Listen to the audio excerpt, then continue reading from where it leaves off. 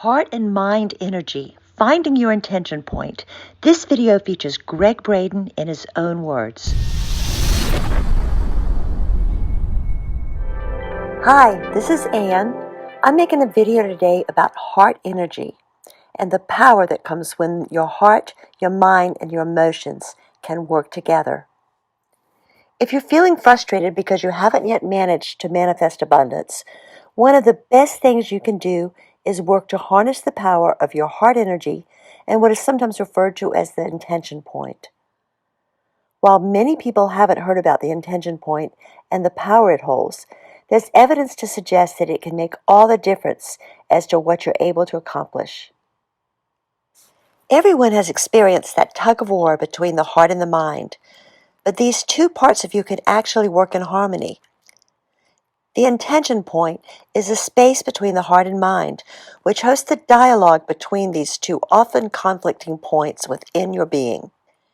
Your intention point is the part of you that the universe directly responds to. In fact, it's the epicenter of your energetic power, and learning how to tap into it can dramatically increase your manifestation potential.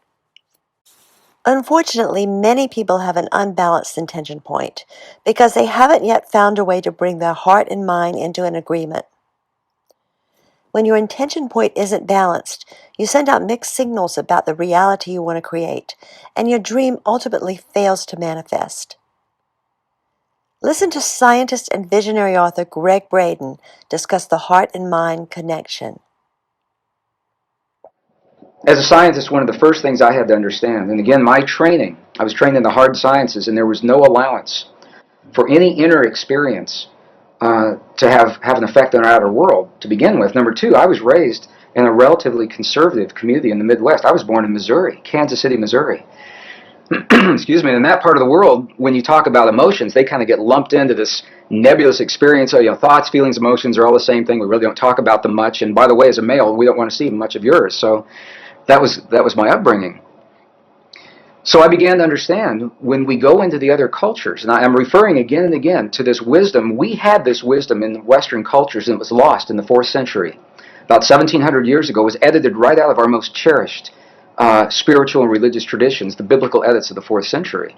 It was not edited from the other cultures that we have visited, and that's the value of going into these cultures. And they identify 3 separate yet related experiences that we all have in our bodies, and they literally call them thought, feeling, and emotion. And here's the difference. The thinking, they identify with the 3 upper energy centers of the body. The Sanskrit traditions have a 7 energy center or 7 chakra system that they work with. And they say the upper 3 are related to what we call thought or logic processes. So when we think about something, we picture it in our mind, that perfect relationship or peace between nations. But we can only invite it into our lives when we breathe the power of emotion into that thought. The emotion comes from the lower 3 of those creative centers in our bodies. So when we breathe the power of emotion into our thought, we imbue that thought with life. And those 2 energies meet in the one center that is not accounted for yet in our model. It's in our heart, or what scientists call the 7-layer liquid crystal oscillator in the center of our chest. But we'll just call it our heart, because that's what it does. Our heart is creating electrical and magnetic waves that are influencing the world around us based on what we think and the emotion that we breathe into those thoughts to create the feeling.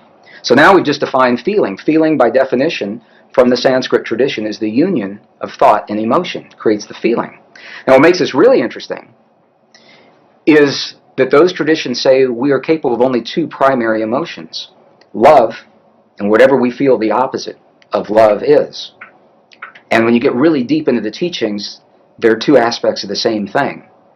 But what they say is when we have our thought, we are either breathing the love of that thought or our fear of that thought to create the feeling. And the feeling then becomes sadness or joy or compassion or anger. Those are not emotions, those are feelings. Now for some people they say, well, you're nitpicking. What difference could it make? And these are the subtle differences between these ancient ways of viewing this inner technology. It's literally a technology, because we can have the same thought or the same affirmation and imbue it with a different emotion and have completely different feelings and create a different outcome. And this is the great secret that was edited out of our Christian and pre-Christian Judeo-Christian traditions. When 45 books were removed in the 4th century, 20 were taken out completely. Another 25 were condensed and rearranged. And we know this because we found the information now in the Dead Sea Scrolls, the Nag Hammadi Library, the Coptic, the Gnostic texts. So we know what those texts would have said if we had had them. But the interesting thing is, without those texts, we tend to rely upon the written word, the validation, to feel that power in our bodies. I think everyone senses or suspects that there's an untapped potential in the human body. I've been on every continent of the earth, and I've asked every audience I've ever been in, do you feel that that's there? And they say, yes, we feel there's something there, but we just can't quite get it. Why is that? So we have a feeling that there's more to us, but we rely on a written validation in a 5,000-year-old text or a scientific study to tell us that it's true.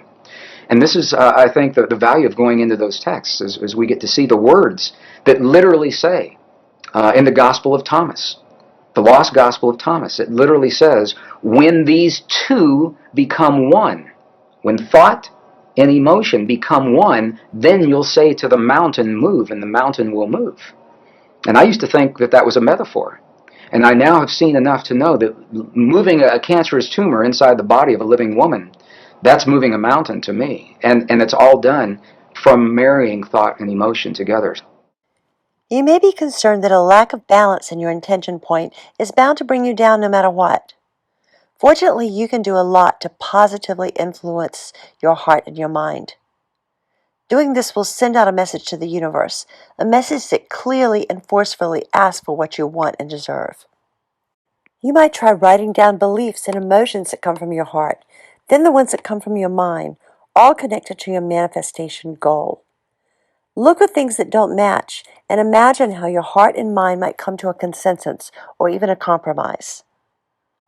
I'd like to conclude with 10 affirmations for manifesting with the heart and the mind working together. My heart is filled with love and gratitude. My heart is filled with love and gratitude.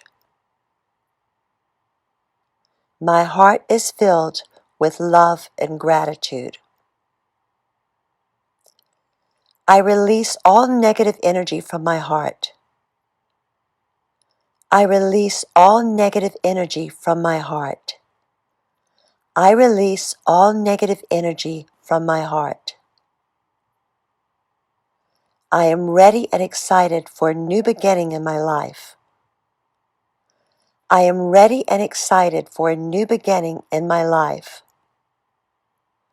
I am ready and excited for a new beginning in my life. My heart is becoming more and more powerful each day. My heart is becoming more and more powerful each day. My heart is becoming more and more powerful each day. I believe in myself, trust my intuition, and follow my heart. I believe in myself, trust my intuition, and follow my heart. I believe in myself, trust my intuition, and follow my heart. I listen carefully to what my heart wants and needs. I listen carefully to what my heart wants and needs. I listen carefully to what my heart wants and needs.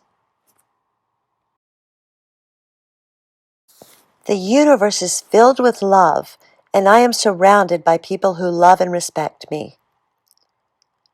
The universe is filled with love, and I am surrounded by people who love and respect me. The universe is filled with love, and I am surrounded by people who love and respect me. I attract all things good and positive in my life. I attract all things good and positive in my life. I attract all things good and positive in my life. I am surrounded by an abundance of love and positive energy.